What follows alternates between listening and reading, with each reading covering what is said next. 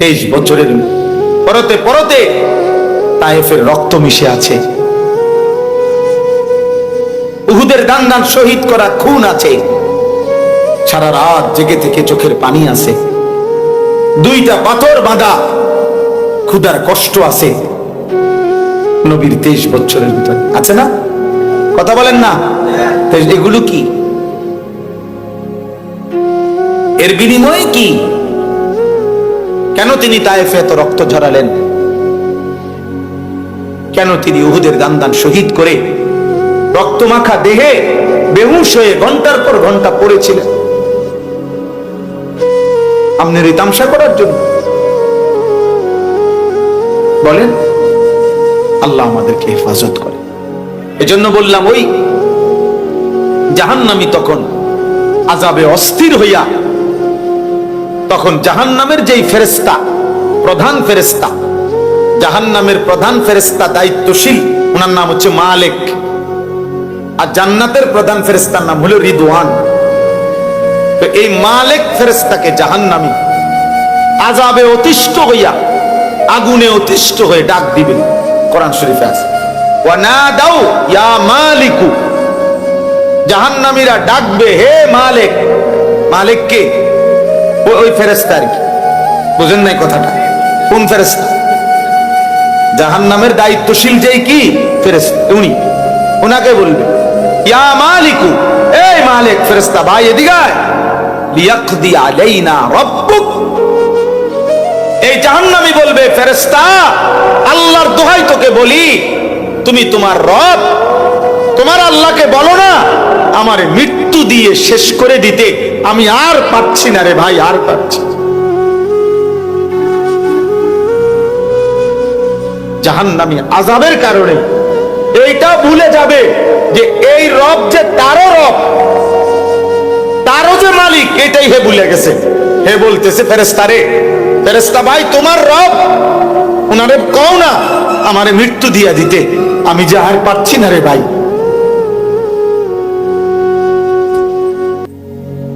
কি মনে করছেন দোস্ত?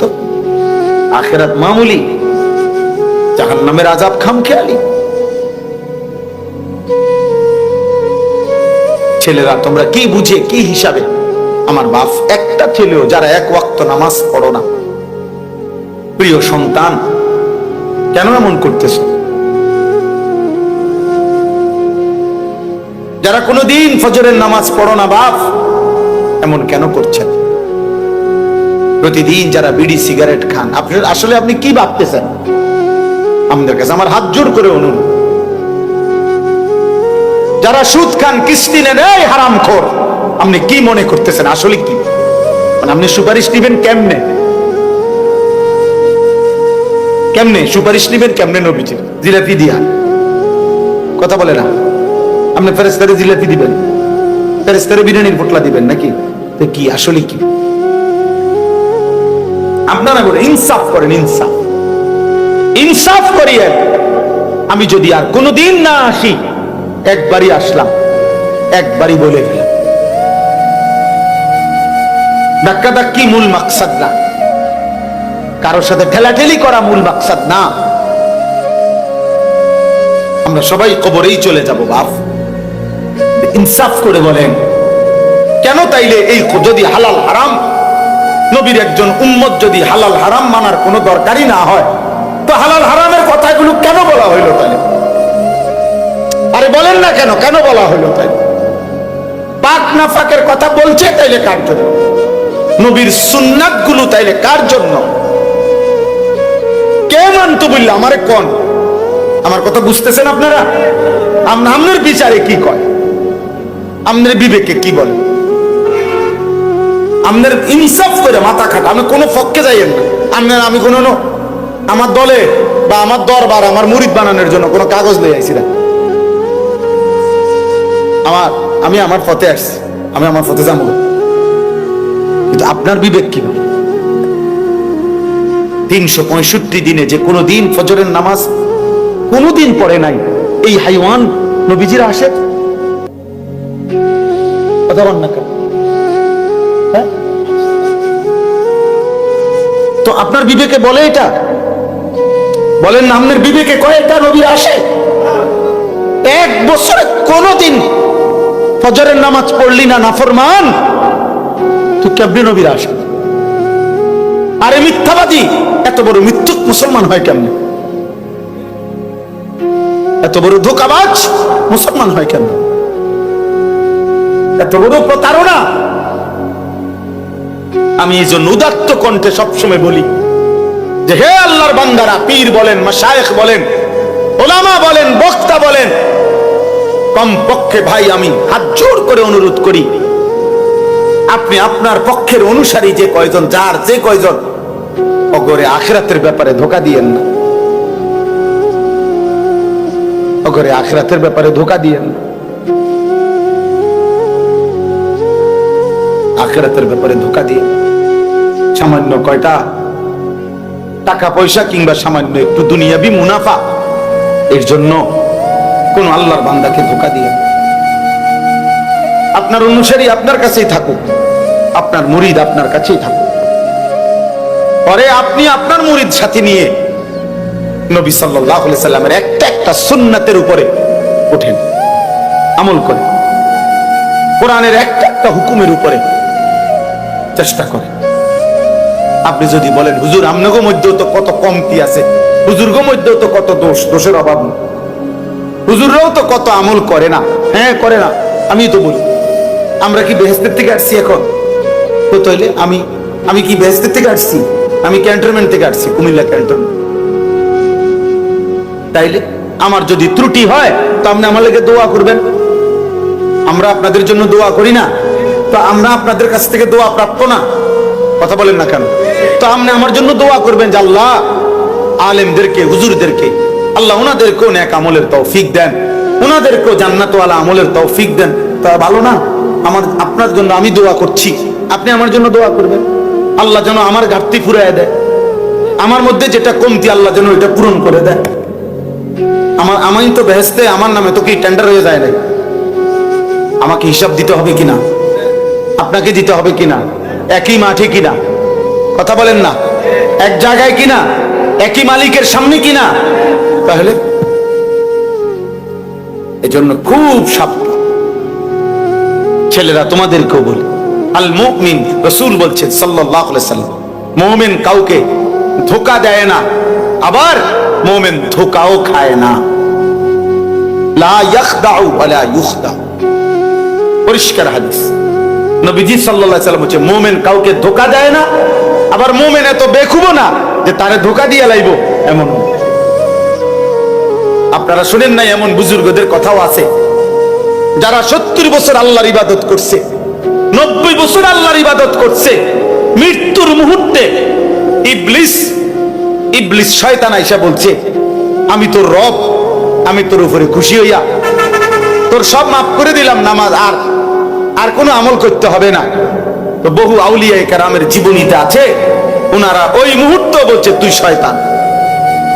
কারণ কোন ইমানদারের উপরে আল্লাহর হুকুমে ইমানদারের নিঃশ্বাস পর্যন্ত ইবাদত আমল মওকুফ হতে পারে না। না না না, দৈন্তান নাই কেন? অতএব তুই শয়তান, বুঝা যায়। কোরআনুল কারীমের মধ্যে আছে ওয়া'বুদ রাব্বাকা হাত্তা ইয়াতিয়াকাল ইয়াকিন। আল্লাহ তাআলা বলছে বন্ধু, মৃত্যু আসা পর্যন্ত আপনি আপনার রবের ইবাদত করুন। ফাস্তাকিম কামা উমিরতা। কোরআনুল কারীমে আছে আমাদের নবীকে আল্লাহ বলছে বন্ধু, আপনাকে যে আদেশগুলো করা হয়েছে দ্বীন শরীয়তের নামে, আপনি দৃঢ়তার সাথে, মজবুতির সাথে অটল থাকেন, একটি বিধানও ছাড়বেন না, এক সুতাও। এজন্য নবীজি বলছে সাল্লাল্লাহু আলাইহি সাল্লাম যে হে মক্কাবাসী, আমার ডান হাতে যদি সূর্য এনে দাও, বাম হাতে যদি চাঁদও এনে দাও, আর আমাকে যদি বলো আমার কালেমার দাওয়াত ছেড়ে দিতে, আল্লাহর কসম আমি ছাড়ব না। তামাম দুনিয়া দিলেও আমি ছাড়ব না। তো রাসূলুল্লাহ সাল্লাল্লাহু আলাইহি ওয়াসাল্লাম বলছেন। তো এই জন্য বললাম জাহান্নামী বলবে হে ফেরেশতা মালিক, তোমার রবকে বলো আমাকে মৃত্যু দিতে। মানে এই নিজে তার রব। হে তোম, আমরা দেশে কয় না বেটা এমন পিটা পিটমু, বাপের নাম শুদ্ধা তোর 14 গোষ্ঠীর নাম ভুলাই গেল। জাহান্নামের আযাবে নাফরমান তার নিজের রবের কথাই বলেছে। ক্বালা ইন্নাকুম মাকিসুন, কোরআনে আল্লাহ বলে ওই ফেরেশতা মালিক বলবে, না ভাই, আর কোনদিন তুমি মুক্তি পাবা না, এখানেই তোমাকে অনন্তকাল এভাবেই আযাবে পড়ে থাকতে হবে। ক্বালা ইন্নাকুম মাকিসুন, এভাবেই পড়ে থাকো, অবস্থান করতে থাকো, আর কোনদিন ফিরবা না। আফামা নাহনু বিমাইতিন, আল্লাহ বলেন জান্নাতি বান্দা জাহান্নামীকে ডাক দিয়ে বলবে, জাহান্নামী ভাই, মনে রেখো ভাই, আর কোনদিন তোমার কিংবা আমার কারোই মৃত্যু হবে না, অতএব আমার সুখ আর শেষ হবে না, তোমারও দুঃখ আর কোনদিন শেষ হবে না। আফামা নাহনু বিমাইতিন, আর কোনদিন আমাদের কারোই মৃত্যু হবে না। জান্নাতও চিরস্থায়ী, জাহান্নামও চিরস্থায়ী। আল্লাহ মাফ করে দেন। আম আবরামু আমরান ফাইন্না মুবরিমুন, এটা বড় সাংঘাতিক কথা। এই কথার শেষ কথা আল্লাহ বলছেন, আমার নাফরমান বান্দা, প্রতিটা নাফরমানের বিনিময়ে, আমার প্রতিটা গুনাহের অবাধ্যতার বিনিময়ে আমি আল্লাহ তোকে যেই শাস্তি দেব, সেই শাস্তি কিন্তু বান্দা আমি রেডি করে রেখেছি। তুই নাফরমান, আমি আল্লাহর আযাব থেকে বাঁচবি কেমনে বান্দা, তোমারটা তুমি রেডি করো। আম আবরামু আমরান, আল্লাহ বলছে তোমরা তোমাদের বেঁচে থাকার ব্যবস্থা তৈরি করো, আমি কিন্তু আমার শাস্তি রেডি করে রাখছি। বুঝলেন? আপনার লোক আছে না, আল্লাহর আযাব থেকে বাঁচার জন্য আপনার লোক আছে না, মেম্বার চেয়ারম্যান আছে না, আপনি টাকা পয়সা খরচ করবেন, লোক জনবল খবর দিবেন। আল্লাহ আমাদেরকে হেফাজত করেন। অতএব আমি আপনাদের কাছে বললাম, একজন মুমিন, একজন মুসলমান সর্বদাই ইবাদত আমলের মধ্যে লেগে থাকা, গুনাহ থেকে বাঁচার প্রাণান্তকর চেষ্টা করা, এটাই নবীর ভালোবাসা, এটাই আল্লাহর ভালোবাসা, এটাই ধর্মের ইসলামের ভালোবাসা, এটাই কোরআনের ভালোবাসা, এটাই জান্নাতের ভালোবাসা, এটাই জাহান্নাম থেকে বাঁচার চেষ্টা। শর্টকাট কোনো বুদ্ধি নাই, না আসলেই নাই। বোকামি করেন, মসজিদে টাকা 30,000 দিচ্ছেন, আপনি বেহেশতে যাইবেন গা, 4টা ফ্যান দিচ্ছেন 3-4-12,000, এই তো জান্নাত তো নাকি? কি মনে হয়? কেউ যদি 100 কোটি টাকাও দান করে, তো দান সাদাকা, আপনি যে কোনো আলেমকে জিজ্ঞাসা করেন, এটা তো ইসলামী শরীয়তের একটি আমল, কথা বোঝেন নাই? দান সাদাকা এটা পুরা ইসলাম নাকি ইসলামের একটি আমল? এটা তো একটি আমল, এটা 100 কোটি টাকাই হোক না, এটা তো একটা আমল। তো নামাজ, রোজা, হজ, যাকাত, জিকির, তেলাওয়াত, হালাল হারাম, গুনাহ থেকে বেঁচে থাকা, এগুলো কার জন্য? এই বিধান তাহলে কার জন্য? অতএব মস্কারি করেন, কোন রকমে কবর যাইলে হবে না, কোন রকমে কবরে যাবেন। আমার কাছে আরবি কিতাব আছে, এই কিতাবে একটা আশ্চর্য কথা লিখছে, কলিজা কাঁপানো কথা। মনে করেন উনি লিখছে যে, হে আল্লাহর বান্দা, দুনিয়ার দুঃখ কষ্ট পেরেশানি থেকে, অস্থিরতা থেকে বাঁচার জন্য মানুষ অনেক সময় বলে, একটা বালা ছিল যদি মরে যেতাম, বলে না? যদি মরে যাইতাম, মহিলারা বেশি বলে, মহিলাদের এই বদভ্যাস বেশি, একটু থেকে একটু 19-20 হইলে, হ্যাঁ, খোদা আমারে মরণ দে না কা, আমার উপরে খোদার গজব পড়ে না কা, আমি মরি না কা। মানে হলে উনি বুঝাইতে চাচ্ছে, আমি যদি মরে যাই তাহলে আমার এই পেরেশানির থেকে আমি কি হয়ে যাব? মুক্ত হয়ে যাব। তো ওই বুজুর্গ বলছেন, হে আল্লাহর বান্দা, দুনিয়ার সামান্য পেরেশানির থেকে মুক্তির জন্য তুমি তো মৃত্যু কামনা করলা, কিন্তু কবরে গিয়া যদি তোমার উপরে আযাব শুরু হয়, যন্ত্রণা শুরু হয়, জাহান্নামের আযাব শুরু হয়, এবার তুমি কি কামনা করবা? তুমি বলো।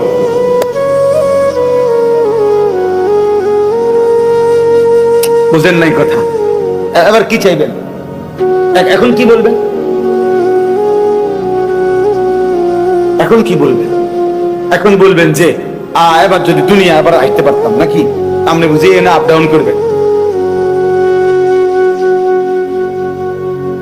কবর থেকে আবার আসা যায় তো? আখিরাত থেকে আবার আসা যায় তো? তাহলে দুনিয়ার সামান্য পেরেশানি যদি এমন লাগে যে কথায় কথায় আমরা বলতেছি একতে মরে গেলে ভালো ছিল, তো কবরের আযাবের পেরেশানি কেমন হবে? জাহান্নামের পেরেশানি কেমন হবে? আল্লাহ আমাদেরকে হেফাজত করেন। সেজদাবিহীন যেই কপাল সেজদা দেয় না আল্লাহকে, ও কোনো মানুষের বাচ্চা, ও আনআম, ও হলো চতুষ্পদ জন্তু, হলো জানোয়ার। জানোয়ার, এটা জানোয়ার। ভাত খায়, ঘুম যায়, পেশাব পায়খানা করে, আরে খানা তো কুত্তাও খায়, তাই না? কুত্তাও তো পেশাব পায়খানা করে, কুত্তাও তো ঘুম যায়, কুত্তারও তো যৌন চাহিদা পূরণ হয়, এই জন্য কুত্তারও তো বাচ্চা হয়। তো জীবন মানে যদি হয় খানা আর পেশাব পায়খানা আর লজ্জাস্থানের চাহিদা পূরণ আর ঘুম, এতটুকুন নামই যদি হয় জিন্দেগি, এই জীবনের সাথে জানোয়ারের তফাৎ কি? কথা বলে না? পার্থক্য কি?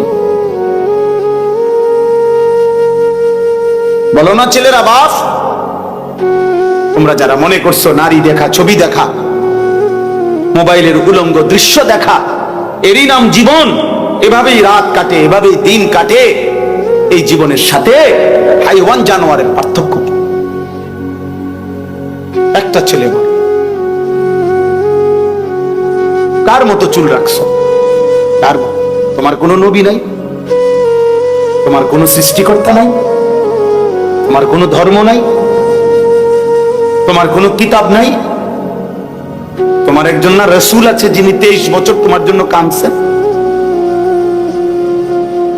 তোমার না একজন নবী আছে যিনি সারা রাত চোখের পানি ফেলে বুক ভাসাইছেন,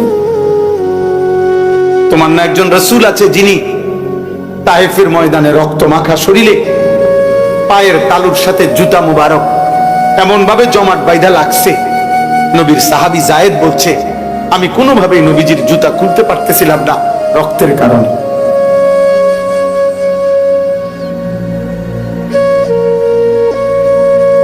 তো বিনিময়ে এগুলো কার চুল রাখবে?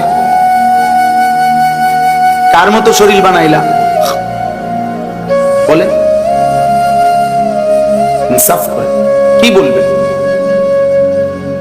কিতাবে আছে নবীজি তার বহু গুনাহগার নাফরমান পাপী উম্মতকে পিঠ, নবীজির চাদর সরাইয়া দেখাবেন যে উম্মত দেখো আমার পিঠ, দেখো